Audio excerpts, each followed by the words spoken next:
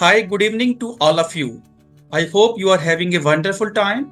I am your host, Dr. Rohit Bansal, and welcome to the podcast Understanding and Managing ADHD, a Parent's Guide.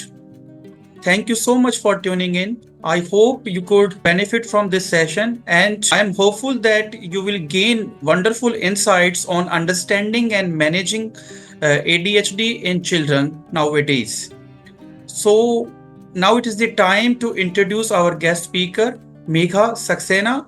She is an educator, researcher, counseling psychologist, certified parenting coach, teen life coach, and counselor.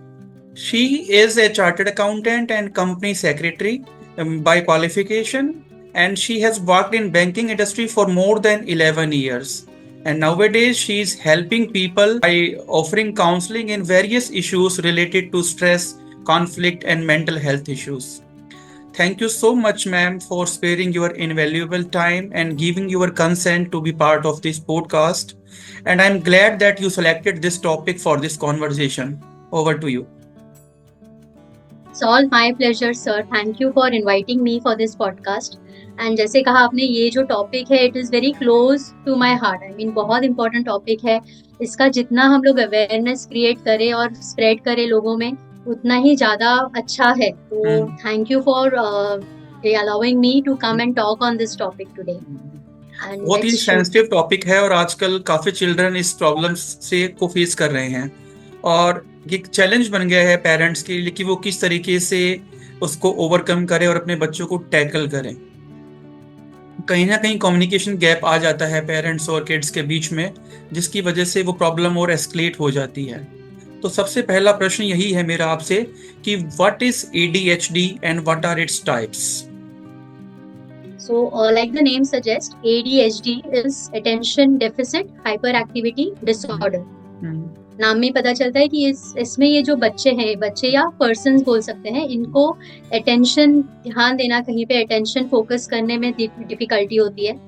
And और दे are hyper active और impulsive. They mean बहुत उनको impulse पे control नहीं होता है और बहुत हाइपर एक्टिव होते हैं वो लोग. ये एक ब्रेन कंडीशन है, मतलब ब्रेन में कुछ वायरिंग, केमिकल वायरिंग की कमी है and hence this is the condition. अब आप बोलोगे ये तो हर बच्चा करता है, अटेंशन नहीं देना और हाइपर एक्टिव रहना.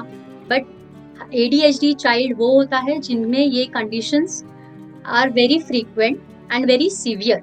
Severe as in they are, it is very hard for them to control ये जो इनके अर्जेस हैं of not paying attention, of not sitting in one place. So वो एक फैक्टर बहुत इंपॉर्टेंट है कि ये एक सीवियर है और बहुत फ्रीक्वेंट है as compare to other child. तो इनको हम बोलते हैं कि इनके ADHD है. अगेन मैं अभी ये वर्ड कंडीशन यूज करती हूँ, ना कि disorder, because it is not a disease that can be treated. It is a condition which can be managed. Yes.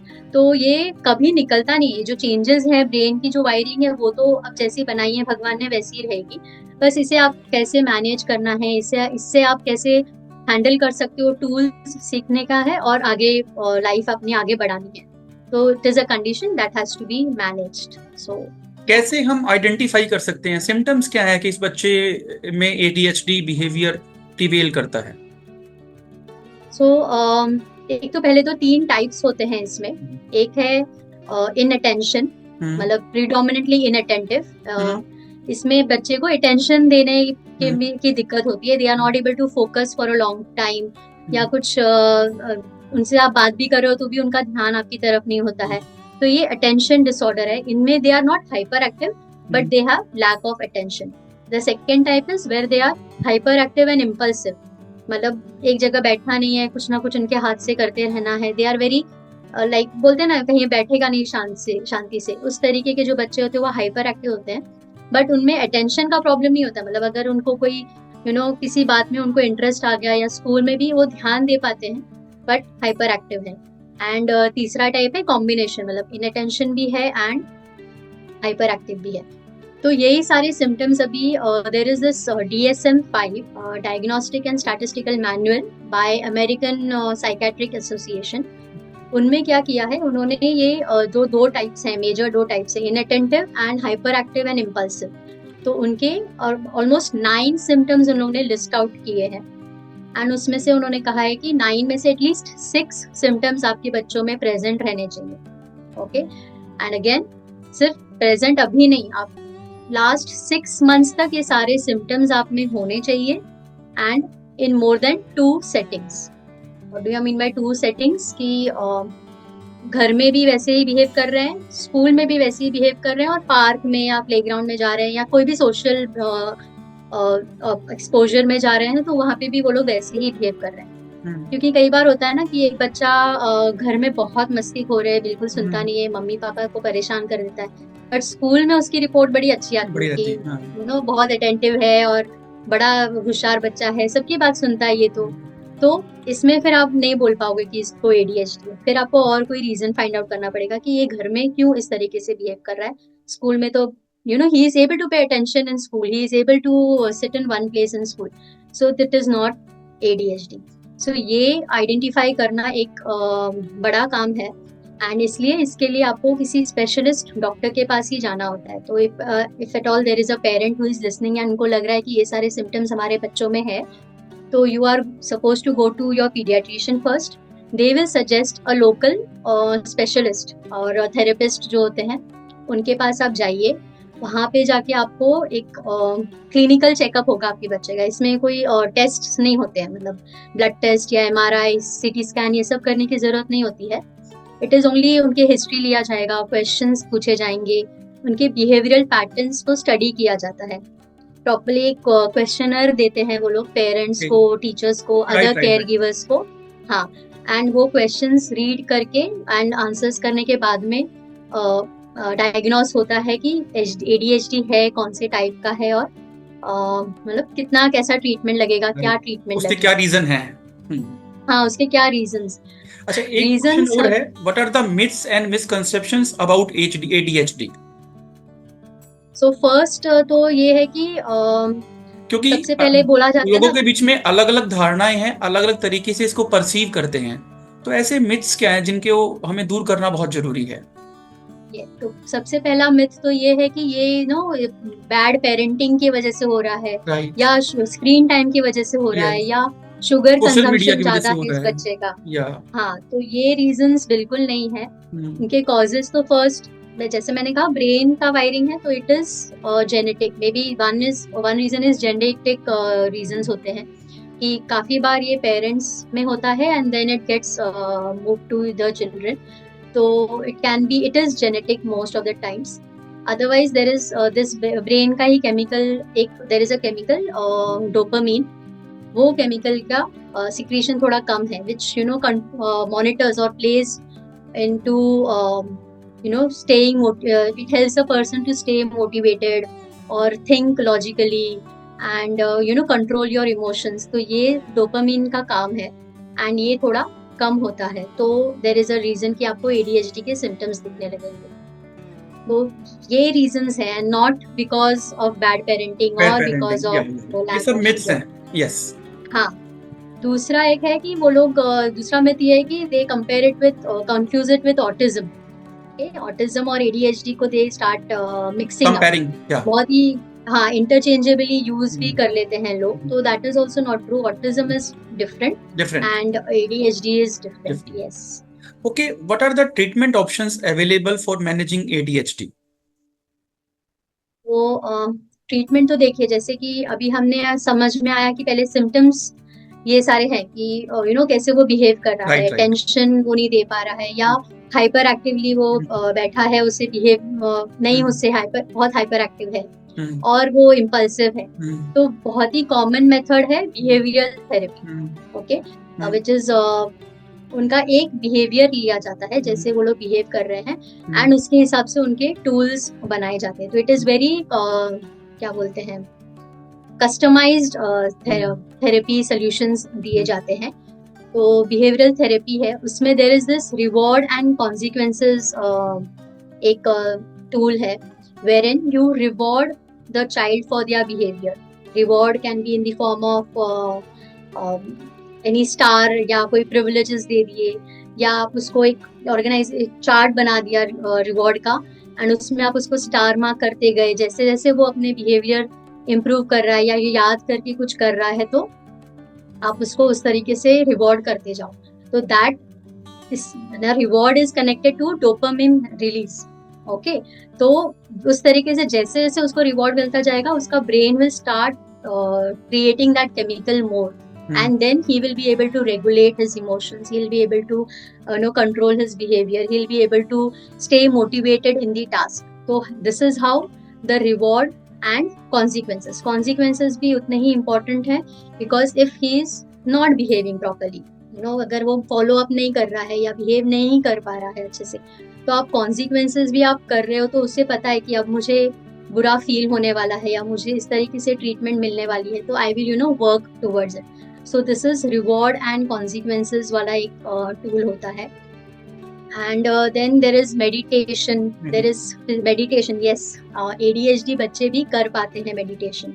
उनका एक अलग मेथड होता है, there is this therapy wherein you make them sit and listen to, there is a song, there is also one website, I'll share it in the link later on, wherein you will get to know is a proper meditation tool only designed for ADHD children and parents.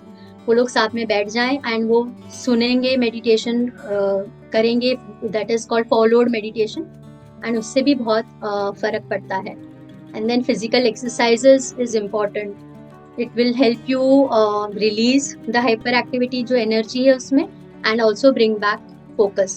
Okay. So these kind of therapies are available. जो behavioral therapy मैंने कहा था ना, उसमें like I said, each आपको एक behavior at a time handle करना है।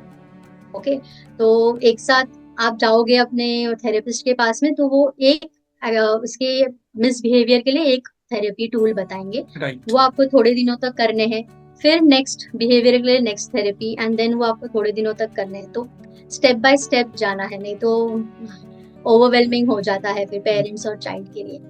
Okay. सो या ADHD का चाइल्ड की एकेडमिक परफॉर्मेंस और सोशल इंटरेक्शन पर क्या इम्पैक्ट आता है?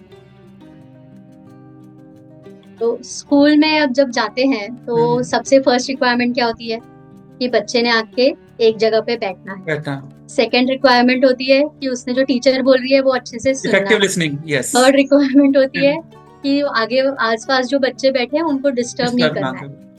तो ये तीनों चीजें तो इन बच्चों के लिए पॉसिबल है ही नहीं कि एक जगह पे बैठे रहे एक जगह पे। तो बहुत इन लोगों के एकेडमिक इश्यूज आते हैं, मतलब क्लास में बैठना ही उनके लिए इम्पॉसिबल जैसा होता है। It is an urge to just get up and run, and that is they are not able to do in a classroom. They are listening and then they just start daydreaming, फिर जो teacher ने बोल दिया वो सुनाई नहीं देगा। तो इस तरीके से उनके एकेडमिक लर्निंग में बहुत दिक्कतें आती हैं, बहुत चैलेंजेस उनको फेस करने पड़ते हैं। They are also very unorganised, या टाइम मैनेजमेंट उनको नहीं आता है, तो उनके नोट्स कंप्लीट नहीं होंगे, होमवर्क कंप्लीट नहीं होगा, एग्जाम का time within the time limit they are not able to finish their paper because उनको समय का अंदाजा ही नहीं होता है। तो ये बहुत उनको चैलेंजेस एकेडमिकली तो होते ही हैं।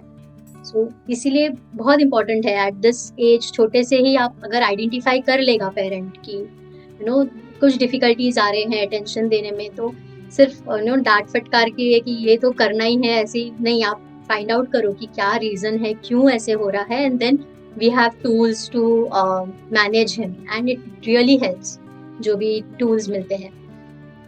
Secondly, social, आपने कहा social environment में अब कैसे होता है कि they are very impulsive like I said, तो उनको patience नाम की चीज नहीं होती है, तो they are not अपना turn का वेट नहीं करेंगे, किसी के साथ अपनी चीज शेयर नहीं करेंगे।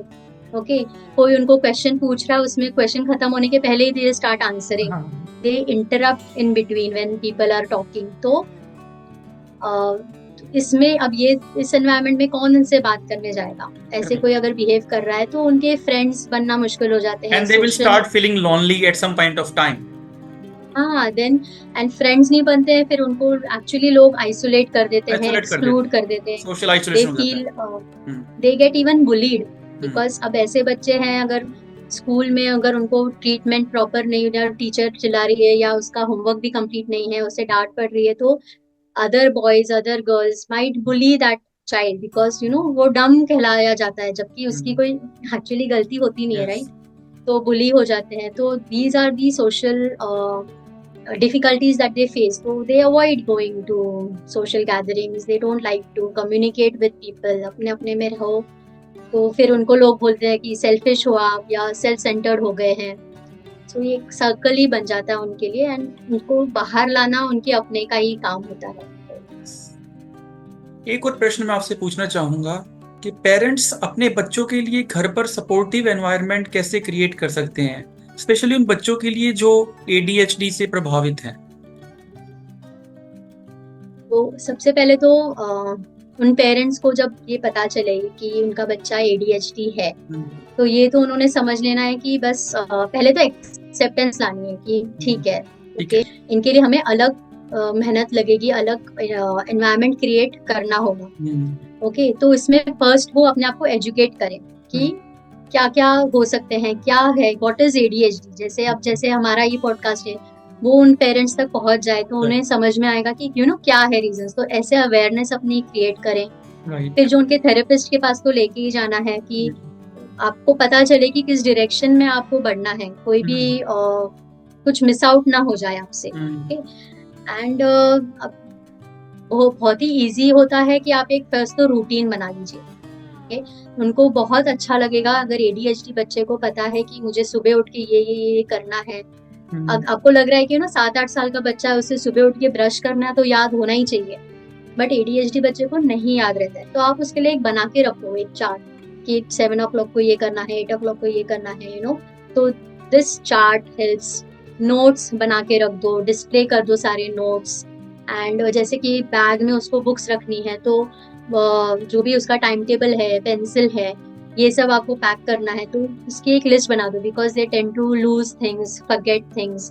तो ये सब एक पेरेंट को, इसे छोटे छोटे टूल्स ही कहे जाएंगे कि आप उनको हेल्प कर रहे हो कि उनको याद रहे. एंड क्योंकि भूलने के बाद में उनको भी फ्रस्ट्रेशन होती है, हमको भी फ्रस्ट्रेशन होती है, एंड देन वो एक्सकलेट होते जाता है. उसका सिर्फ एक सिंपल सा सोल्यूशन है कि आप उसको एक लिस्ट दे दो कि ये सारी चीजें आपको अपनी बैग में रखनी है, स्कूल से आते वक्त ये पैक करना है. यूज ऑफ टाइमर, शेड्यूल, अपने जो टाइमर्स होते हैं, क्लॉक्स होते हैं, वो यूज करना है. उनको राइटिंग प्रैक्टिस करवाते वक्त या कोई भी खेल करवाते वक्त, तो वो आप उसे आप दे सकते हो. जब उनका अगर आपको पेशेंस या अटेंशन स्पैन बढ़ाना है, तो there is one more thing कि आप उनको बस इतना बोलो कि सिर्फ आपको 20 मिनट्स के लिए पढ़ाई करनी है. You have to read only for 20 minutes. 1 घंटा 2 घंटा बोलना ही नहीं है. आप 20 मिनट के लिए पढ़ाई करो, 5 मिनट का ब्रेक लो, फिर 20 मिनट्स के लिए पढ़ाई करो, फिर 5 मिनट्स ब्रेक लो. सो इस तरीके से धीरे धीरे स्टेप बाय स्टेप आप उनका अटेंशन, जितना उनका स्पैन है उसी का आपको यूज करना है. ओके, तो जितना अवेलेबल है उस पर आप उसके बेस्ट काम करो, एंड देन आपको रिजल्ट्स मिलेंगे. फिर एक बहुत अच्छी मैंने वीडियो देखी थी, उसमें जो हाइपर एक्टिव बच्चे होते हैं ना, जिनको हिलते रहने हैं, और हिलते रहते हैं, नहीं तो हाथ से कुछ फिजिट करते रहते हैं, तो उनके लिए बोला गया था कि उनकी जो चेयर होती है, सिटिंग चेयर, उसमें नीचे स्प्रिंग लगा दिए थे. तो वो बैठे हैं पढ़ाई करने पर, सिर्फ स्विंग हो रहे हैं धीरे धीरे, या बाउंसिंग बॉल पे बैठा दिया, तो उनका जो अर्ज है टू मूव अराउंड, या उनके जो वो भी होते रहते हैं वेंट आउट, एंड साथ में वो लोग पढ़ाई भी कर रहे हैं या जो भी उनका एक्टिविटी है वो भी कर रहे हैं. So these are small tools जो पेरेंट्स घर पे भी ला सकते हैं. वो स्पॉन्ज बॉल, अपनी स्ट्रेस बॉल होती है, वो आप यूज कर लो. एक हाथ में वो दे दो, एक हाथ से वो लिखे जा रहा है. तो इस तरीके से ये, अगर आप फर्स्ट तो वही है, जैसे मैंने कहा, एक्सेप्टेंस ले आओ एंड टूल्स ढूंढो, फिर मतलब सब कुछ सॉर्ट हो जाएगा. आप एक्सेप्टेंस ही नहीं लाते हो ये पेरेंट्स की, क्या हो गया, क्यों हो गया, और ऐसे नहीं, ऐसे करना है, तुझे नॉर्मल बिहेव करना है, बट उनके लिए तो यही नॉर्मल है ना. तो उसी हिसाब से आपको अपने रास्ते ढूंढने चाहिए. Very nice. What strategies can be followed in the classroom for children with ADHD? Because वो बहुत सारा टाइम क्लासरूम में स्पेंड करते हैं और वहीं से उनका डेवलपमेंट होता है. तो टीचर्स के लिए भी ये चैलेंज है कि वो उनको कैसे टैकल करें. तो किस तरह से उनको एंगेज किया जाए, कौन कौन सी एंगेजमेंट स्ट्रेटजीज इम्प्लीमेंट की जाए जिससे उनके ADHD को ओवरकम किया जा सके.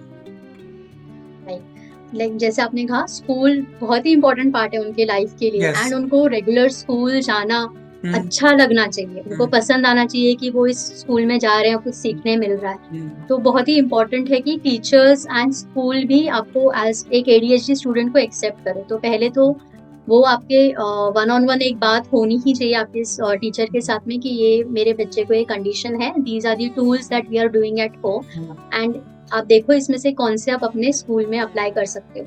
जैसे कि अटेंशन उनका ध्यान नहीं रहता तो आप उनको विंडो या डोर के पास में मत बैठाओ, हो सके तो टीचर के सामने बैठाओ। या जब जो कोई क्लासरूम होता है ना, सर्कुलर बैठाते हैं कोई एक्टिविटी के लिए, तो वो इजीली डिस्ट्रैक्ट अगर हो जा रहा है बच्चा तो उसे आप सामने ही बैठाओ। फिर उसे आपके जो बुक्स होंगे उनके सब्जेक्ट वाइज आप उनको कलर कोड कर दो। इंग्लिश सब्जेक्ट्स के रेड कलर के कुछ कवर पेजेस हैं, ज्योग्राफी के ब्लू कलर हैं, मैथ्स के ग्रीन कलर हैं। इस तरीके से आप कलर कोडिंग आप सब्जेक्ट वाइज कर सकते हो, तो उनको समझ में आएगा कि कौन सी बुक्स रखनी है। ये आज ये वाली बुक में से पढ़ाई की, सो वैसे फिर आप उनके जो पढ़ाने का जो तरीका है, आजकल तो सब स्कूल्स में हो गया है, ये पिक्टोरियल और चार्ट्स यूज कर करके सिखा रहे हैं, तो वो ये बच्चे बहुत जल्दी ग्रास्प कर लेते हैं। तो आपको चेंजिंग अपने मेथड्स ऑफ टीचिंग थोड़े से ऑल्टर करके एंड उनको आप एक्टिविटी बेस्ड टीचिंग इसमें बहुत बड़ा रोल प्ले करता है। Yes yes.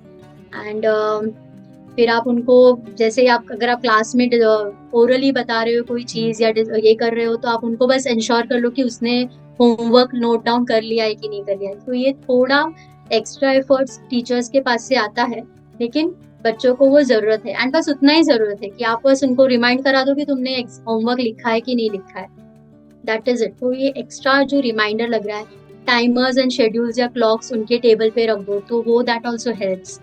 एंड जो कुछ सीवियर केसेस होते हैं जैसे एग्जाम्स के दिनों में, then maybe you can give them a extra time, तो वो एक रिक्वायरमेंट होती है, कुछ स्कूल्स इसे अलाउ करती हैं for these ADHD kids, and it helps them ना। मतलब आपको सिर्फ 15 मिनट एक्स्ट्रा देना है, और फिर इस वजह से आपके वो बच्चे की जो कॉन्फिडेंस लेवल है और अचीवमेंट लेवल है कितनी बढ़ जाएगी, वो इम्पोर्टेंट है। वो जो फीलिंग है, वो थॉट अगर टीचर्स को, पेरेंट्स को आ गया, तो it will work for the child very nicely.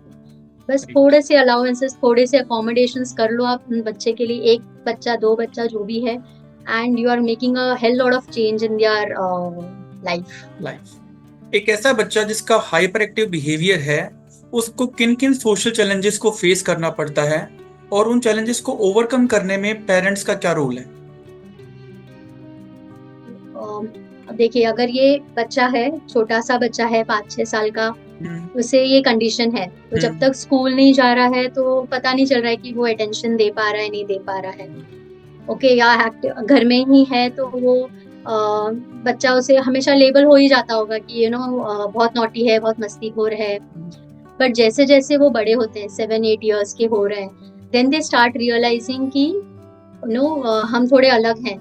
ये बच्चा, मतलब मेरा फ्रेंड कर पा रहा है, मैं क्यों नहीं कर पा रही हूँ ये चीज, वो याद रख सकते हैं इजीली, मैं क्यों नहीं याद कर पा रही हूँ। They start slowly realizing कि there is something different and I need to put some extra effort. But ये extra effort क्या है, या क्या मुझे एक्स्ट्रा डालना है, उसके लिए तो उसे हेल्प लगेगी। बट वो अगर हेल्प उसको पेरेंट्स से नहीं मिल रही है, फिर वो बन गया टीनेजर, और उसे समझ में आ रहा है कि अभी तो मतलब टीनेजर हार्मोन्स भी आ गए हैं, वो भी प्ले कर रहे हैं, और ये उसे और रियलाइज हो रहा है कि मैं अलग हूँ, मुझसे और कुछ एक्सपेक्टेशंस है मेरे पेरेंट्स की, बट मुझे सिर्फ डांट पड़ती रहती है, मुझे सिर्फ इंस्ट्रक्शंस मिलते रहते हैं। तो इस तरीके से they start losing a lot of confidence in themselves, या वो बहुत ज्यादा रिबेल जैसे हो जाते हैं। तो मतलब दुनिया उनसे, मतलब दे थिंक कि दुनिया हमारे खिलाफ है और ये सब। तो बहुत ज्यादा जद्दोजहद होती रहती है इन बच्चों के दिलों में। फिर अडल्ट बन गए तो अब तो अभी तक वो दे आर नाइट अभी वो सीख चुके होते हैं कि कैसे अपने आप को मास्क करना है नॉर्मल दिखने के लिए, बट अंदर ही अंदर they are struggling, they must have found some ways कि किसी तरह से उधर अडल्टहुड तक पहुंच गए हैं, एंड बट वो है स्ट्रगल उनके मन में। फिर वर्क में काम करते वक्त उनको भी प्रॉब्लम होती होगी, वर्क एनवायरनमेंट में, पर्सनल रिलेशनशिप्स में उनके लिए प्रॉब्लम्स क्रिएट हो जाते होंगे। So this is there. तो एज अ पेरेंट, एंड अगर यही बच्चे का पेरेंट ने when the child was very young तभी आइडेंटिफाई कर लिया होता है या रियलाइज हो गया होता है कि ADHD है, एंड देन इसको हम लोग को we have to find tools for that. तो कितना अच्छा होता था, ही that child would have known कि अगर मुझे मेरा फोकस हट रहा है तो मुझे ये करना है और मेरा फोकस वापस लाना है। या अगर मुझे हाइपर एक्टिविटी फील हो रही है तो ये तरीके से मैं वेंट आउट कर देता हूँ and then I feel nice, या व्हेन आई फील दैट मैं इम्पल्सिव हो रहा हूँ, मुझे कंट्रोल नहीं हो पा रहा है, तो I use some other techniques and I control myself. तो ये जो स्किल्स अगर पेरेंट्स उसको दे पाए with their love and support, encouragement, unconditional support दे पाए बचपन से ही, तो ये जो बच्चा है, क्योंकि एज मैंने कहा ADHD क्योर तो होता नहीं है, आपको रहना ही है उसी के साथ में, वो टूल्स लर्न कर लेते हैं, उनका कॉन्फिडेंस अलग लेवल पे होता है, they understand their own self worth all the time, and उनको पता है कि हम यूनिक है, हम अलग हैं, बट हम अच्छे हैं, हम खुददार हैं। तो उस तरीके का जो फीलिंग उन बच्चों में आ सकता है if there is a constant support and provided by their parents with tools that are available now. Okay, last question. What are your concluding remarks for parents who are going through tough time in understanding and managing their ADHD child? आप उनको क्या सलाह देना चाहेंगे, कैसे वो उसको tackle करें? जैसे मेरा तो फर्स्ट यही है कि आप अकेले नहीं हो। ओके, जब आपको अगर लग रहा है कि आपके बच्चे में है तो आप वरी करोगे, आप परेशान हो जाओगे, तो ये सब जो वरीनेस है, परेशानी है, ये आप अकेले मत हैंडल करो। There are experts available, doctors हैं, एक्सपर्ट्स हैं, आप उनसे सलाह लो, आप अपने आप को रेडी करो, जैसे मैंने कहा एजुकेट योरसेल्फ आल्सो। और ये जो आपकी वरीनेस है, ये जो आपकी चिंताएं हैं, वो आप ऐसे कंस्ट्रक्टिव वे में डाल के आप फाइंड आउट करो कि how you will be able to help your child. सिर्फ ये कि ये क्या हो गया, ये ऐसे क्यों होना था, मेरे साथ ये क्या हुआ, तो ये सब नहीं सोचना है, उल्टा उससे आपको कंस्ट्रक्टिवली यूज करना है। आप अपने there are parents support groups available, और सिमिलर बच्चों के पेरेंट्स होते हैं, तो उनसे आप ग्रुप में ज्वाइन करें एंड उनसे आप हेल्प ले सकते हो। एंड देन सेकेंडली कि you can not give from an empty cup, right? तो fill your cup first. And अब जैसे ADHD बच्चा है तो आपको ज्यादा पेशेंस लगेगा, तो 2-2 कप ले आओ अपने लिए, लेकिन fill yourself, your emotional cup first. Find your me time. बहुत आई नो हेक्टिक होता है, आपका भी वर्क लाइफ होगा, फिर ये फैमिली लाइफ है एंड पेरेंटिंग है, but find at least 10-15 minutes each day, listen to music, relax, अपने आप को रूम में बंद कर लो, भले 15 मिनट आप अपने आप को दीजिए, एंड विद एन इंटेंशन की बस ये 15 मिनट्स के बाद में I have to be back in my best self and with fully charged up होना है मैंने। तो इस तरीके से वही है, मतलब इम्पोर्टेंट है मी टाइम भी। अब पूरा 2400 घंटे 7 दिन तक आप नहीं किसी और की सेवा कर सकते हो, नहीं करना, वो करना ही नहीं है। अपने लिए टाइम निकालना बहुत जरूरी है, फिर ही आप किसी और को हेल्प कर पाओगे। राइट, बहुत ही वैल्यूएबल आपने इंसाइट्स दिए इस टॉपिक पर, और ये एक बहुत ही ज़्यादा संजीदा टॉपिक है और बहुत सारे बच्चे इस प्रॉब्लम से जूझ रहे हैं और पेरेंट्स को समझ नहीं आता कि किस तरीके से उनको टैकल किया जाए। सबसे पहले पेरेंट्स को ये समझने की ज़रूरत है कि ADHD is not a disease, it is a condition, और उसको आपको आइसोलेट नहीं करना है, उसकी काउंसलिंग करनी है। अगर आप उसको आइसोलेट कर दोगे तो उसकी प्रॉब्लम और ज़्यादा एस्केलेट हो जाएगी। He will start feeling lonely कि कोई उसको टेकअप नहीं कर रहा है। दूसरा, आपको अपना वर्क लाइफ बैलेंस मैनेज करना होगा ऐसे बच्चे को हैंडल करने के लिए। यू कैन नॉट कंप्लेन कि don't have time to take care of your child needs. तो ना केवल आपको उसको केयर करना है, बल्कि उसको एंगेज करना है थ्रू डिफरेंट क्रिएटिव एक्टिविटीज। जितना आप उसे इन्वॉल्व करोगे उतना ज्यादा उसका बिहेवियर करेक्ट होता जाएगा, and it is a gradual process. तो you can not lose hope. और दूसरा कि आप उसको केयर टेकर के सहारे नहीं छोड़ सकते कि यू डोंट हैव टाइम, आपने उसको केयर टेकर को सौंप दिया। तो जो केयर पेरेंट्स कर सकते हैं वो केयर टेकर नहीं कर सकता, तो उससे तो उसके मन में और नेगेटिव वाइब्स आनी शुरू हो जाएंगी और उसकी प्रॉब्लम और ज्यादा बढ़ जाएगी। तो आपको इस ADHD को अंडरस्टैंड करना होगा कि बच्चे क्यों हाइपर एक्टिव बिहेव करते हैं। और एक चीज ध्यान रखिएगा, जो हाइपर एक्टिव चाइल्ड होता है ना, उसमें थोड़ा सा नोटीनेस भी होता है। तो आपको उसको उस तरीके से ही उसके साथ बच्चा बन के ही उसको हैंडल करना होगा, ठीक है। और उसको आप सोशल मीडिया से, टेक्नोलॉजी से थोड़ा सा दूर रखिए and go to the basics, उसके बेसिक्स पे काम कीजिए and don't put any kind of pressure on him regarding the academic performance.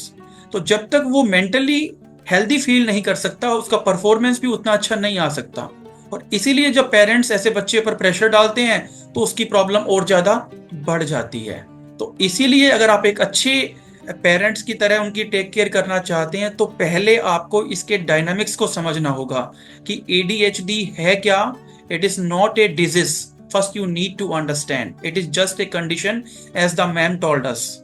तो आप जब ये सारी चीजें समझ जाओगे और उसके साथ एंगेज होना शुरू हो जाओगे, वर्क लाइफ बैलेंस मेंटेन करोगे, टाइम मैनेज करोगे, क्रिएटिव एक्टिविटीज में उसको एंगेज करोगे, उसकी एकेडमिक परफॉर्मेंस पे ध्यान दोगे और उसको सोशल मीडिया और टेक्नोलॉजी से दूर रखोगे, ठीक है, तो तब आप जो है अपने बच्चे को केयरफुली जो है टेकअप कर सकते हो।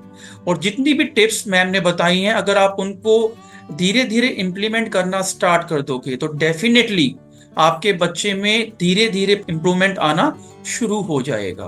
क्योंकि ADHD एक ऐसी कंडीशन है जिसका इमीडिएट आउटकम नहीं आ सकता। It takes time to recover the things and to get the desired results. But अगर आप कोशिश करोगे तो डेफिनेटली पॉजिटिव रिजल्ट्स जरूर आएगा। थैंक यू सो मच, आपने इतनी बारीकी से मैम को सुना और मैं उम्मीद करता हूं कि आप इन सब टिप्स पे काम करोगे अगर आपका बच्चा ADHD से प्रभावित है तो।